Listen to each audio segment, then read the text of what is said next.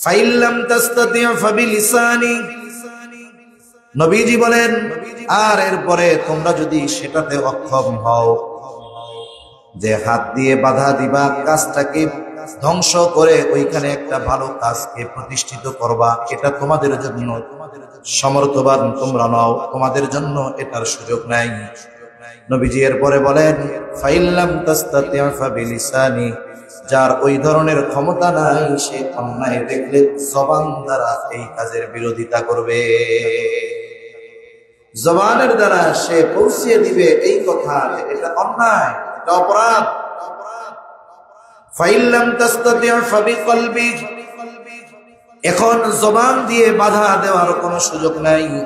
অন্যায়ের বিরুদ্ধে জবান দিয়ে বললে জীবন নাশের আশঙ্কা, এই ক্ষমতাও তার নাই। নবীজি বলেন ফাইল্লাম তাস্তাতি ফাবিকলবি, সে যদি জবান দিয়ে বাধা দিতে অক্ষম হয় তাহলে সে কমপক্ষে হৃদয়ের দ্বারা ওই কাজটার বিরোধিতা করবে। তবে এই অবস্থা যাদের, নবীজি বলেন ওয়াযালিকা আযআফুল ঈমান, অন্তর দ্বারা ঘৃণা করবে, বিরোধিতা করবে যারা, নবীজি বলেন এটা হলো একেবারে দুর্বল ঈমানের পরিচয়। যে জায়গায় পাপাচার অনাচার এগুলোকে বাধা প্রদান করার কথা ছিল, সেই জায়গায় যদি কেউ পাপ কাজ প্রচার করে তাহলে সে কত বড় জালেম। যেখানে অন্যায়ের বিরোধিতা করা ঈমানি দায়িত্ব, সেখানে যদি কোনো ব্যক্তি প্রতিষ্ঠান বা কারো মাধ্যমে পাপাচারের প্রচার হয় তাহলে সে কত বড় জালেম, কথা কি বুঝতে পেরেছেন? কত বড় অন্যায়। এজন্য সক্ষমতা থাকলে তো পাপ কাজ অন্যকে করতে দেওয়া যাবে না, ফিরাতে হবে। কিন্তু আফসোসের ব্যাপার, এই নির্দেশ তো আমরা মান্য করি না, বরং কিছু মানুষ উপরন্তু তারা পাপ কাজের প্রচারে তারা নিজেদেরকে আত্মনিয়োগ করে ফেলছে, নিজেরাও করে, আবার সমাজের মধ্যে এই পাপকে প্রসার করার ব্যাপারে তারা অনবদ্য ভূমিকা পালন করে। অথচ যারা পাপ কাজের প্রসার ঘটায়, যারা পাপ কাজে লিপ্ত থাকে, তাদের ব্যাপারে আল্লাহ তাআলা কঠিন শাস্তির কথা বলেছেন। আল্লাহ তাআলা বলেন ইন্নাল্লাযীনা ইউহিব্বুনা আন তাশিআল ফাহিশাতু ফিল্লাযীনা আমানু লাহুম আযাবুন আলীম, আমানু লাহুম আযাবুন আলীমুন ফিদ দুনিয়া ওয়াল আখিরাহ। আল্লাহ রাব্বুল আলামিন বলেন নিশ্চয়ই যারা এটা পছন্দ করে, ইন্নাল্লাযীনা ইউহিব্বুনা আন তাশিআল ফাহিশা, যারা ঈমান এনেছে তাদের মধ্যে অশ্লীলতা, বেহায়াপনা, ব্যভিচার ছড়ায় পড়ুক, যারা এই বিষয়টাকে পছন্দ করে, ইন্নাল্লাযীনা ইউহিব্বুনা আন তাশিআল ফাহিশাতু, আল্লাহ রাব্বুল আলামিন জানায় দেন যারা এই বিষয়টা পছন্দ করে যে ইমানদারদের মধ্যে অশ্লীলতা, বেহায়াপনা, জিনা, ব্যভিচার ছড়ায় পড়ুক, আল্লাহ তাআলা তাদের ব্যাপারে সতর্ক করে তাদেরকে বলেন লাহুম আযাবুন আলীমুন ফিদ দুনিয়া ওয়াল আখিরাহ ওয়াল্লাহু ইয়ালামু ওয়া আনতুম লা তা'লামুন। আল্লাহ তাআলা ওই ধরনের অশ্লীল, মন্দ, বেহায়াপনা প্রসারকারী ব্যক্তিদের সতর্ক করে জানায় দেন তাদের জন্য দুনিয়া ও আখিরাতে রয়েছে যন্ত্রণাদায়ক শাস্তি। আর আল্লাহ রাব্বুল আলামিন যা জানেন তোমরা তা জানো না। তার মানে যারা পাপ কাজকে পছন্দ করেছে এবং এটাও চায় যে আমি নিজে করতেছি, আবার মুসলিম কমিউনিটির মধ্যে এই পাপাচার গুলোকে আমি ছড়িয়ে দিব, এই পাপের প্রসার ঘটাবো, এটা যাদের চাওয়া, এটা যাদের পছন্দের, তাদের জন্য আল্লাহ শুধু আখিরাতে নয় দুনিয়াতেও তাদের জন্য শাস্তির ব্যবস্থা আল্লাহ তাআলা রেখেছেন। আখিরাতে তো অনন্তকালের শাস্তি তাদের জন্য আছে, দুনিয়াতেও এই মানুষগুলো তাদের এই কর্মের কারণে সাময়িক কিছু শাস্তির স্বাদ এই দুনিয়াতেও তাদেরকে আস্বাদন করা লাগবে। এটা আল্লাহ কর্তৃক ওয়াদা, এ ব্যাপারে কোনো সন্দেহ নাই। এখন আসুন, সমাজে যে পাপাচারের প্রসার ঘটে, এটা আমার আপনার মতো সাধারণ মানুষের মাধ্যমে ঘটে না, এটা রিক্সাওয়ালা, ভ্যানওয়ালা, সিএনজিওয়ালা, মসজিদের ইমাম, সাধারণ চাকরিজীবী, গার্মেন্টস ফ্যাক্টরিতে যারা চাকরি করে, এদের মাধ্যমে পাপাচারের প্রসার ঘটে না। পাপাচারের প্রসার ঘটে এলিট শ্রেণীর মানুষদের মাধ্যমে। পাপাচারের প্রসার ঘটে এলিট শ্রেণীর মাধ্যমে, নেতৃত্ব স্থানীয় মানুষদের মাধ্যমে। কারণ তারা যদি একটু সদিচ্ছা করে, ওই পাপাচারের মূল থেকে তারা একেবারে মূলোৎপাটন করে ফেলতে পারে। কিন্তু হয়তো জাগতিক কিছু স্বার্থের কারণে, হয়তো কিছু ভোগবিলাসের কারণে, অথবা ক্ষমতার স্বাদকে দীর্ঘস্থায়ী করার ইচ্ছায় এই ধরনের পাপাচার তারা মূলোৎপাটন করে না, বন্ধ করার কোনো ব্যবস্থা করে না, বরং পাপাচার গুলোকে আরো যেন বাড়ে এই ধরনের ভূমিকা তারা রাখে। এটা বড় আফসোসের বিষয়। যেমন কয়েকদিন আগে বাইতুল মুকাররম আমাদের জাতীয় মসজিদ, মসজিদের পবিত্রতা রক্ষা করা এটা একজন ইমামদারের দায়িত্ব। বাংলাদেশে যত মসজিদের পবিত্রতা বিনষ্ট হয়েছে, অমুসলিমদের চাইতে নামধারী মুসলিম মুনাফিকদের কারণে বেশি হয়েছে। বাংলাদেশে যখন কোথাও পূজা হয়, আশেপাশে যদি মসজিদ থাকে, দায়িত্বশীল যারা থাকেন, আমাদের অন্যান্য দেশের কথা বাদ দেন, ভারতের কথা বাদ দেন, আমাদের দেশে অন্যান্য ধর্মাবলম্বীদের সাথে আমাদের সহ অবস্থান এত সুন্দর যে পাশে যদি পূজা হয়, তাদেরকে যদি বলা হয় এটা আমাদের নামাজের সময়, তারা এটাকে রেসপেক্ট করে, সম্মান করে। সাথে সাথে নামাজের সময়গুলোতে আযান থেকে নিয়ে নামাজ শেষ হওয়া অবধি তারা তাদের গান বাদ্য, যেগুলোতে উচ্চ আওয়াজ হবে, মুসল্লিদের সমস্যা হবে, এই ধরনের কাজগুলো তারা বন্ধ রাখে। এটা বাংলাদেশে অন্যান্য ধর্মাবলম্বীদের সাথে মুসলমানদের সুন্দর সৌহার্দ্যপূর্ণ সহ অবস্থানের এক উত্তম উপমা। আফসোসের ব্যাপার, বাইতুল মুকাররম মসজিদ, নামাজ হবে মাগরিবের নামাজ, এশার নামাজ, অথচ সাথেই স্টেডিয়ামের মধ্যে কনসার্ট হচ্ছে, উচ্চ আওয়াজে গান বাদ্য হচ্ছে, উচ্চ আওয়াজে গান বাজতেছে, ডেক সেট বাজতেছে, এপাশ দিয়ে নামাজ হচ্ছে দেশের জাতীয় মসজিদ, সর্ববৃহৎ মসজিদের মধ্যে। অথচ ওই জায়গায় এমন কোন ব্যক্তি ছিল না ওই সময়গুলোতে এই গানগুলো বন্ধ করা, আওয়াজটাকে বন্ধ করা, কমপক্ষে দ্বীনের প্রতি, নামাজের প্রতি, ইসলামের প্রতি এতটুক রেসপেক্ট প্রদর্শন করার মতো মানুষ ওই জায়গা ছিল না। এটা বড় দুর্ভাগ্যের ব্যাপার, এটা বড় দুর্ভাগ্যের ব্যাপার, কষ্টের ব্যাপার। ওই আয়োজকরা কারা ছিল? আয়োজক যদি ছোটখাটো নদু সদু হইতো, দুই ধমক দিয়ে বসায় দেওয়া হতো। এতটা সাহস তারা কেন করেছে? তারা জানে যে আমাদের শেকড় অনেক গভীরে, এই মোল্লা মৌলবী আর তৌহিদি জনতা আমাদের শেকড় উপড়িয়ে ফেলতে পারবে না। এজন্য সমাজে অশ্লীলতার প্রসার ঘটে নেতৃত্ব স্থানীয় এলিট শ্রেণীর মানুষদের মাধ্যমে। কেননা মানুষ তাদেরকে ভয় পায়, তারা কোনো অন্যায় করলে প্রতিবাদ করতে ভয় পায়, কারণ ছোট প্রতিবাদে জীবনের বড় ক্ষতি হয়ে যেতে পারে, এজন্য কিছু বলে না। আবার এই ধরনের মানুষরা সমাজে যেটা করে, তাদের মতো যেই মানুষগুলো ওই অপকর্মগুলো সমাজের মধ্যে তারা বৈধতা দেওয়ার অপচেষ্টা করে। এজন্য আমরা কি দেখেছি বিগত সময়? প্রথমত দেখা যাইতো দ্বীনি কোনো বিষয়ে দায়িত্বশীল যারা ছিলেন সর্বোচ্চ স্থান থেকে বাধা দিতে দিতে অবস্থা এমন হয়েছে, দ্বীনি বিষয়ে বাধা দেয় কে? বলে যে কোনো এক ওয়ার্ডের ক্ষমতাসীন দলের সদস্য, তার নাম সবার লাস্টে খুঁজে পাওয়া যায় না, কিন্তু সেও এখন বড় ধরনের দ্বীনি কাজে বাধা হওয়ার ক্ষেত্রে বড় ভূমিকা রাখে। এমন ঘটনা অতীতে আমাদের অনেক পরিলক্ষিত হয়েছে। তার মানে ওই যে নেতৃত্ব স্থানীয় মানুষগুলো এগুলো করছে, তখন নিচে যারা আছে এরা এর বৈধতা পেয়ে যায়, তখন ওটাকে তারা বৈধ মনে করে সমাজের মধ্যে করতে থাকে।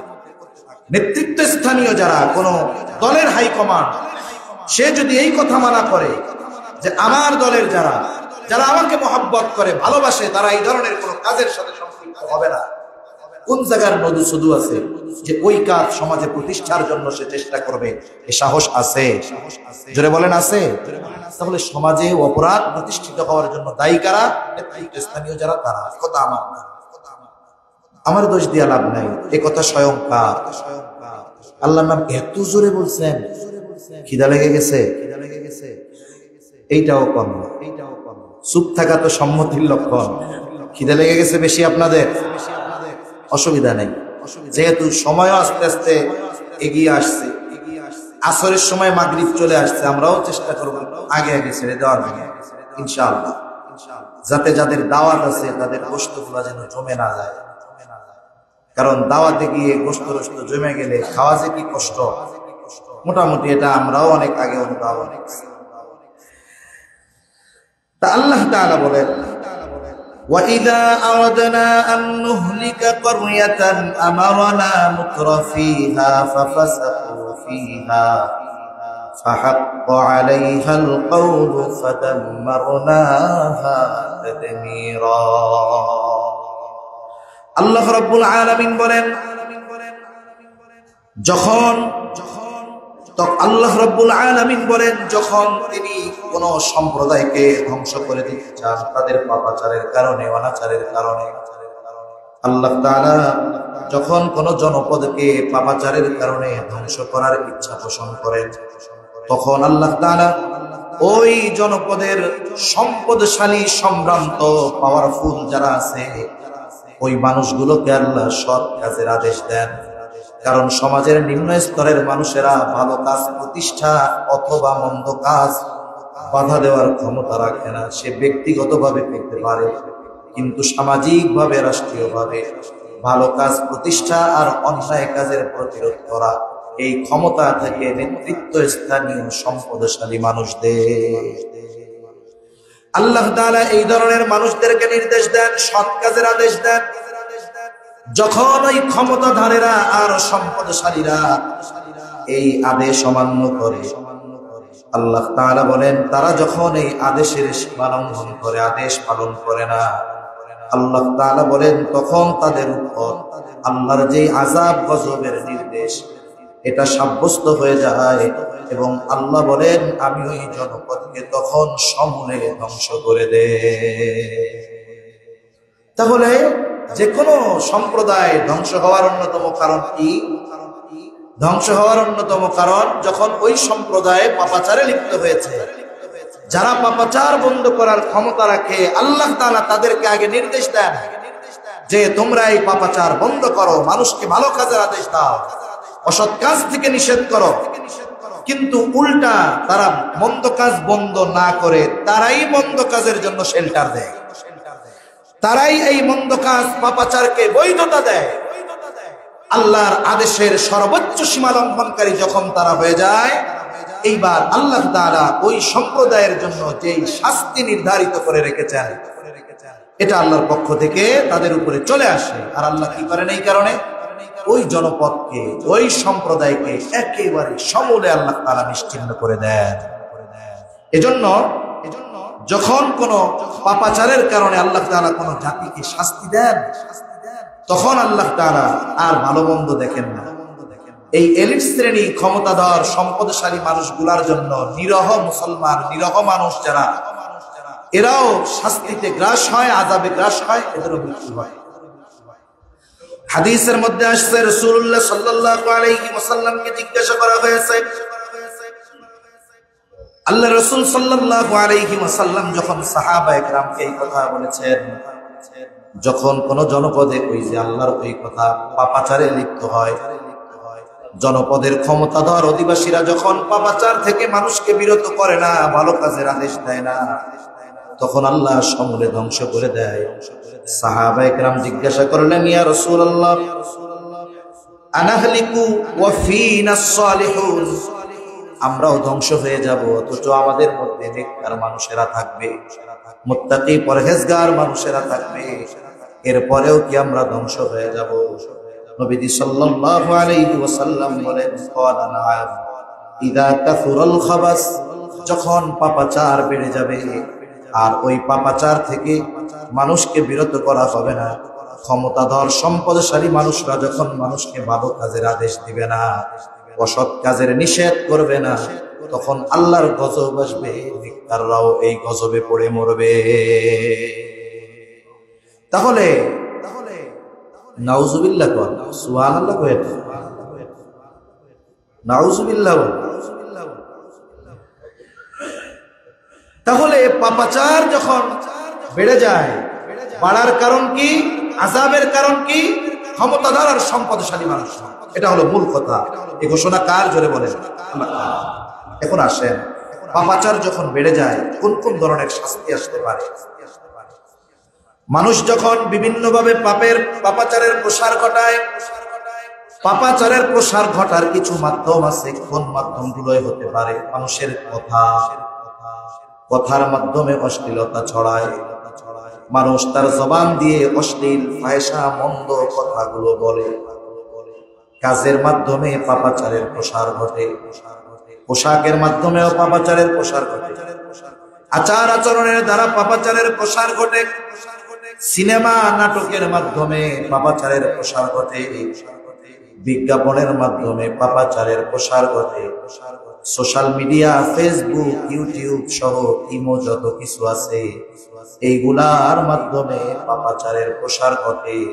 সাথে সাথে পাপকে সমাজের মধ্যে ছড়িয়ে দেওয়ার জন্য এগুলোর মাধ্যমে পাপের কাজগুলোকে নরমালাইজেশন করা হয়। নাটক সিনেমার মাধ্যমে, নাটক সিনেমা এগুলোর মাধ্যমে সমাজে পাপকে নরমাল করা হয়। অনেক সময় কিছু নাটক দেখায় যেগুলোর মাধ্যমে সমকামিতাকে তারা নরমাল করতে চায়, যেগুলোর মাধ্যমে অন্যায় পাপাচারকে তারা নরমাল করতে চায়, বেপরদা বেহায়াপনা অপসংস্কৃতিকে নরমাল করতে চায়। সিনেমা চলচ্চিত্র এগুলোর মাধ্যমে হয়। এগুলো শুধু বিনোদনের বিষয় নয়। অনেকে মনে করে সিনেমা নাটক এগুলো মনে হয় শুধুমাত্র সময় কাটানো, এন্টারটেইনমেন্ট, একটা বিনোদনের সামগ্রী। বিষয়টা কিন্তু এমন নয়, বরং এগুলো আমার আপনার চেতনা, মগজ, মস্তিষ্ক এগুলোর পরিবর্তন ঘটায়। আস্তে আস্তে আমাদের চিন্তার দরজায় করাঘাত করে, খারাপ চিন্তার দিকে আস্তে আস্তে আমাদেরকে নিয়ে যায়। কিছু নেশা আছে, অল্পতেই মানুষ নেশাগ্রস্ত হয়ে যায়। আর কিছু বিষয় আছে ধীরে ধীরে ধীরে ধীরে তাকে একেবারে ধ্বংসের দিকে নিয়ে যায়। এগুলোর মাধ্যমে কি হয়? সিনেমা, নাটক, ফেসবুক, এই সোশ্যাল মিডিয়ার মাধ্যমে যে পাপাচারের প্রসারগুলো ঘটে এগুলো খুব জটিল আর জঘন্য। টেলিভিশন সিনেমায় তো সবাই মিলে দেখতো, কিন্তু সামাজিক মাধ্যমে যেগুলো হয় এগুলো একা একা রুমের দরজা আটকায়া এই অন্যায়গুলোর ব্যাপারে সে যখন সাক্ষী হয়, দেখে, যেটাকে ওখানে দেখে সেটাকে বাস্তবে রূপ দেওয়ার চেষ্টা করে। এজন্য সমাজে অনেক অন্যায়ের খবর আমরা শুনি। শিখছে কোত্থেকে? বলে ইন্ডিয়ান সিরিয়াল দেখে শিখছে। ডাকাতি হয়েছে না কিছুদিন আগে কেরানীগঞ্জে এক জায়গায়, ইন্ডিয়ান এক সিরিয়াল দেখে শিখছে।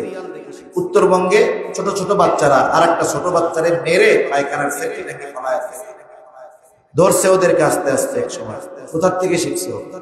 ইন্ডিয়ান না কোন দেশের সিরিয়াল দেখে শিখছে। তার মানে কি হয়? যে কাজগুলো সিনেমা, নাটক এগুলোতে আমাকে, আমাদের পরিবারের মানুষদেরকে বিনোদনের নামে দেখানো হচ্ছে, ওই কাজগুলোই মূলত সমাজে বাস্তবে তারা প্রতিষ্ঠিত করতে চায়। কিন্তু হঠাৎ করে তো সম্ভব নয়, হঠাৎ করে সম্ভব নয়। এ পরিবর্তনের জন্য লং প্রসেস দরকার। এজন্য সময় নিয়ে আস্তে আস্তে আস্তে আস্তে আস্তে আস্তে আমাদেরকে অশ্লীলতার দিকে নিয়ে যায়। অবস্থা কত খারাপ! এমন এক অবস্থা হয় যে পরিবারের মধ্যে বাবা মেয়ে এক জায়গায় বসে এই ধরনের দৃশ্যগুলোকে শুধুমাত্র বিনোদনের নামে বাবা মেয়ে পাশাপাশি বসে দেখতেছে। কত ধরনের অন্যায় হচ্ছে এভাবে আমাদেরকে নরমালাইজেশন করে দেওয়া হচ্ছে। এর ফলশ্রুতিতে কি হচ্ছে? হাজারো ঘটনা আছে।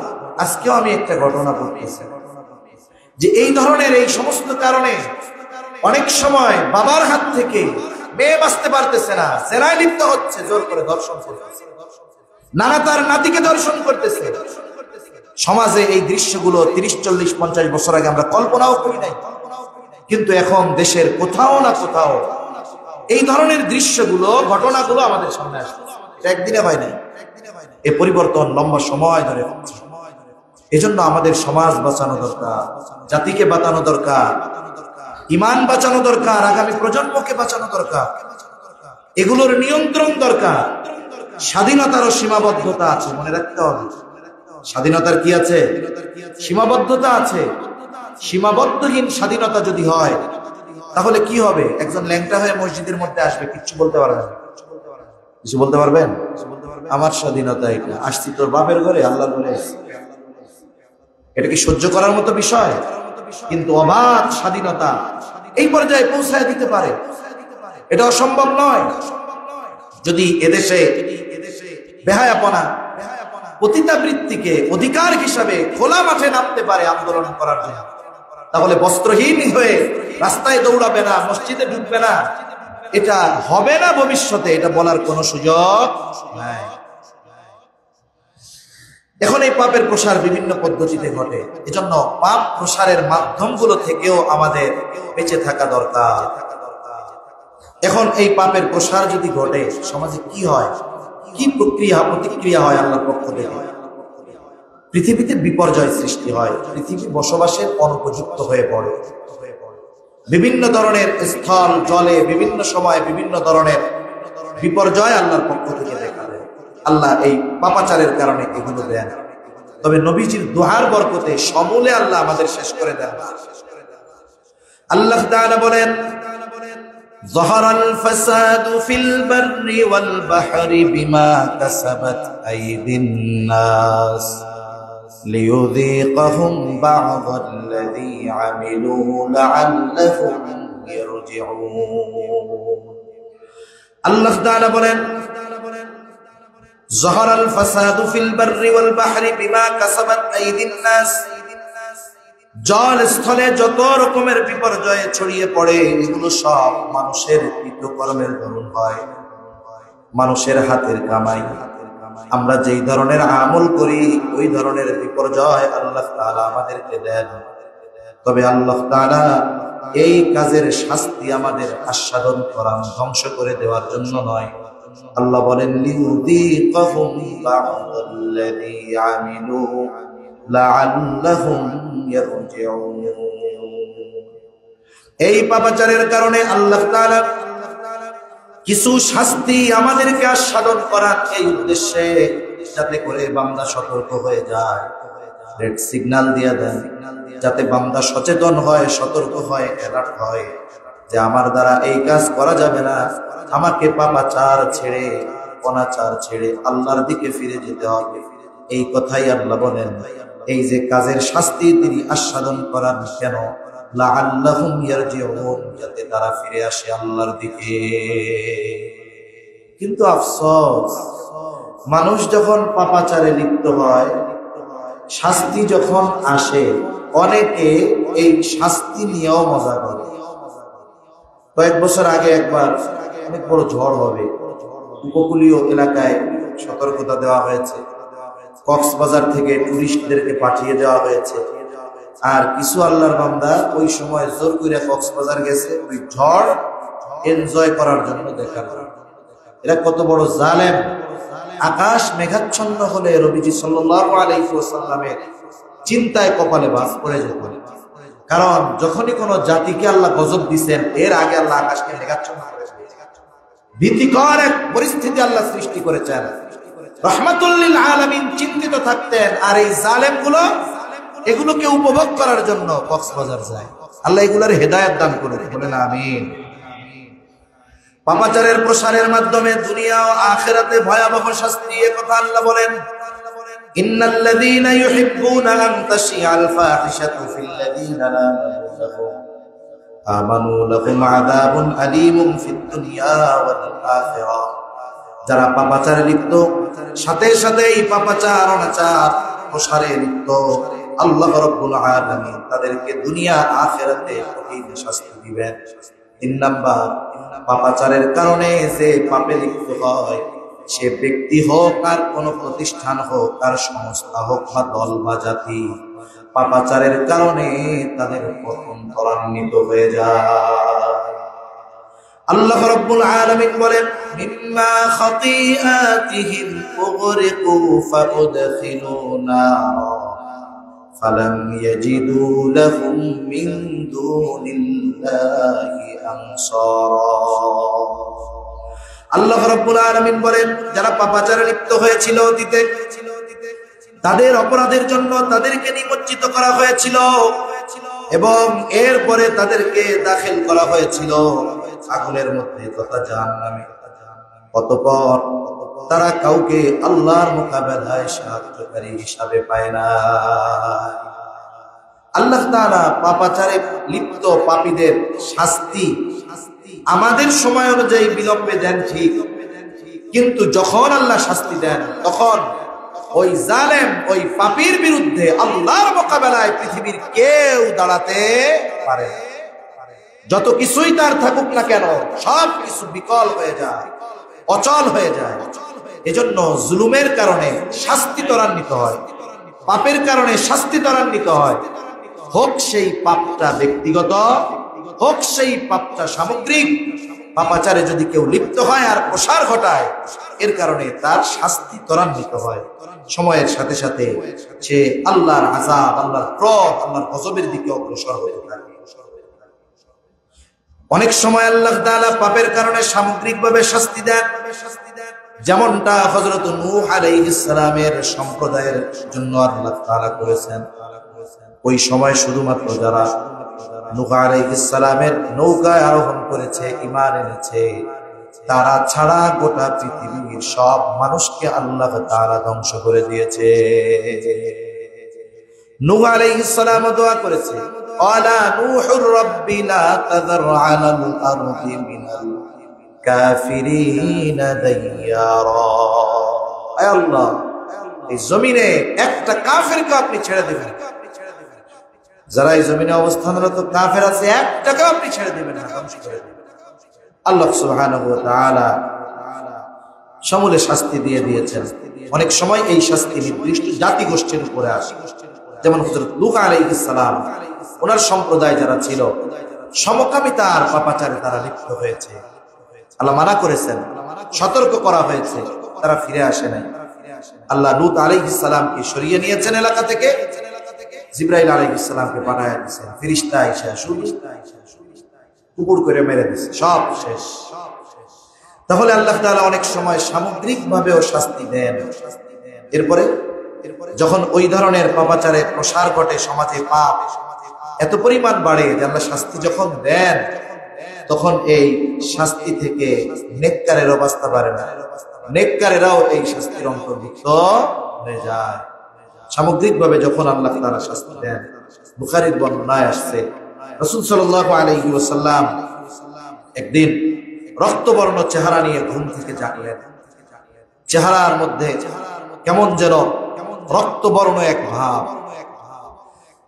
যায়েনব বিনতে জাহাশ রাদিয়াল্লাহু তাআলা আনহু বলেন যে রাসূলুল্লাহ সাল্লাল্লাহু আলাইহি ওয়াসাল্লাম রক্তবর্ণ চেহারা নিয়ে ঘুম থেকে জাগলেন এবং বলতে লাগলেন লা ইলাহা ইল্লাল্লাহ, আর বলতেছেন ওয়াইলুল লিল আরব, আরবের জন্য ধ্বংস।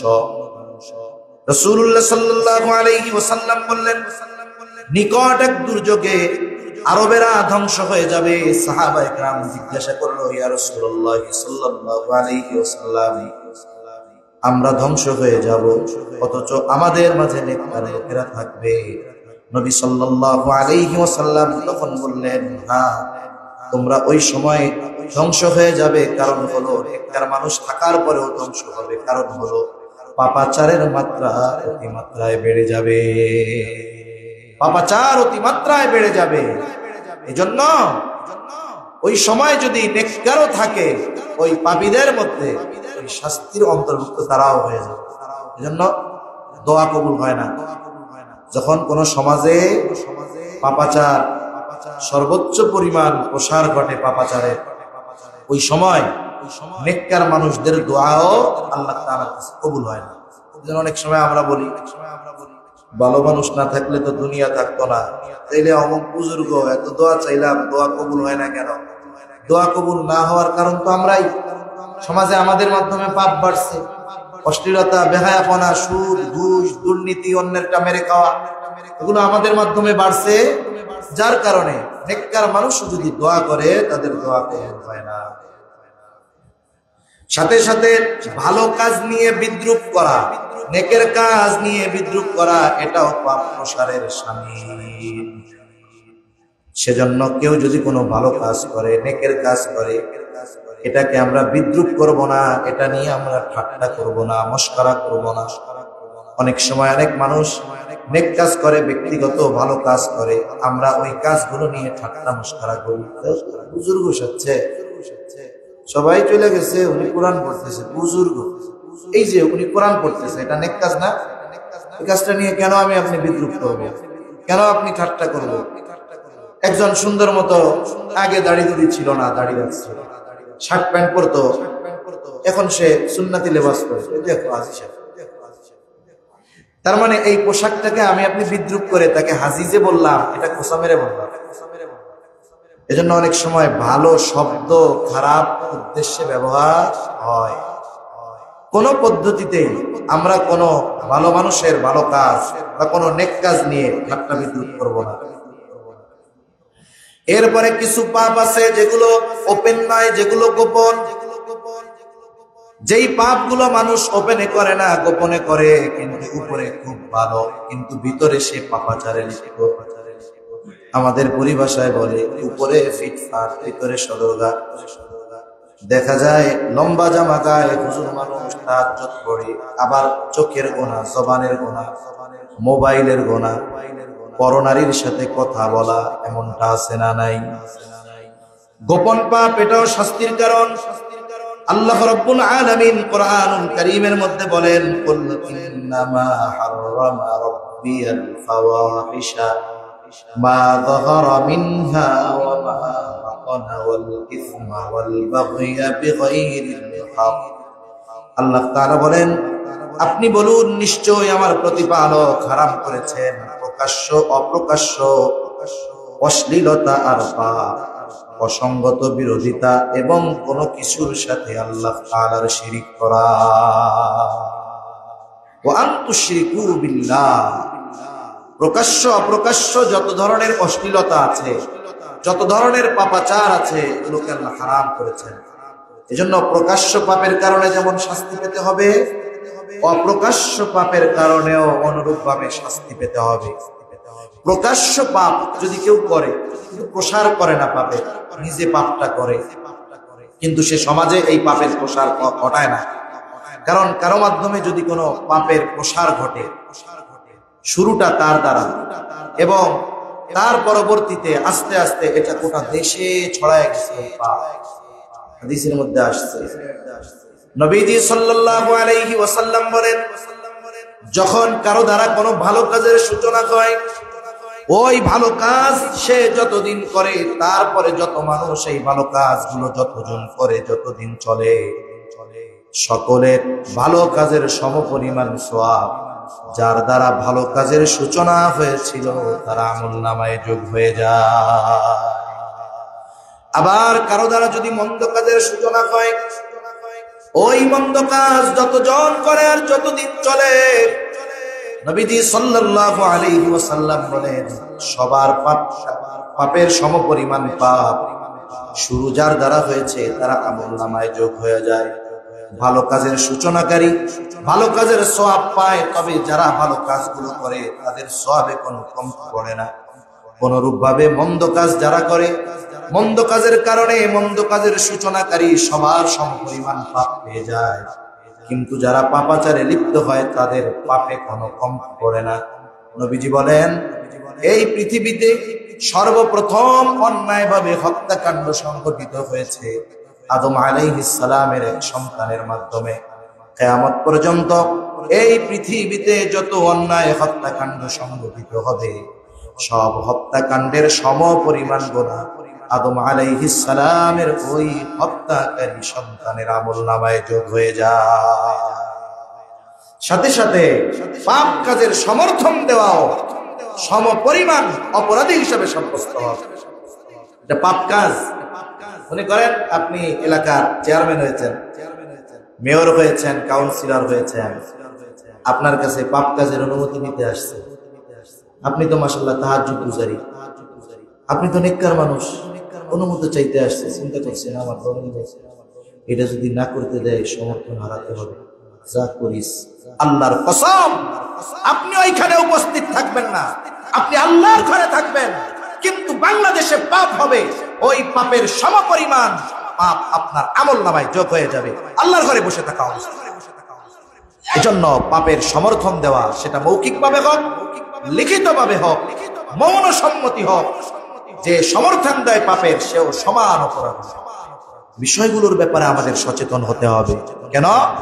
পাপের কারণে যদি আযাব চলে আসে, আমি হুজুর বেঁচে যাব এমনটা হবে? তাহাজ্জুদ গুজারি বেঁচে যাবে, শুধু জালেমদের উপরে শাস্তি আসবে এমনটা হবে? এমনটা হবে না। এজন্য কি করা দরকার?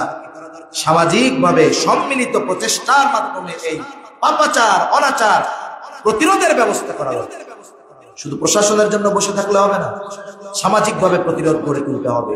সমাজপতি যারা আছেন, এই সমাজের যারা আছেন, এনারা যদি দায়িত্ব নেন যে আমরা নেতৃত্ব দিব আমাদের এই কমিউনিটিতে, আমাদের সমাজে, আমার ওয়ার্ডে, আমার ইউনিয়নে, আমার আসনে কোন ধরনের পাপ হতে পারবে না। কোন বাবার বেটা আছে যে ওনাকে ওভারটেক করে সমাজে কোনো পাপ কাজ করবে? কেউ আছে?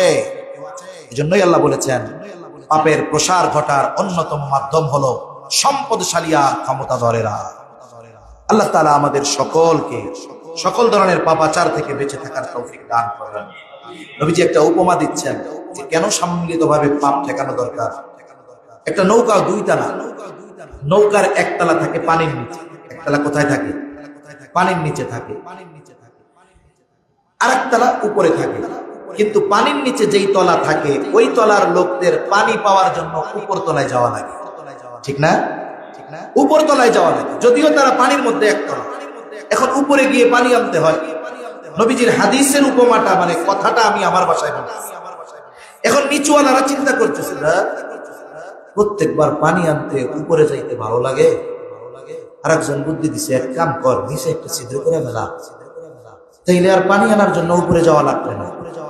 এখন উপরওয়ালারা যদি চিন্তা করে ওরা ছিদ্র কইরা ওরা ডুববা মরুক, তাতে আমাগো।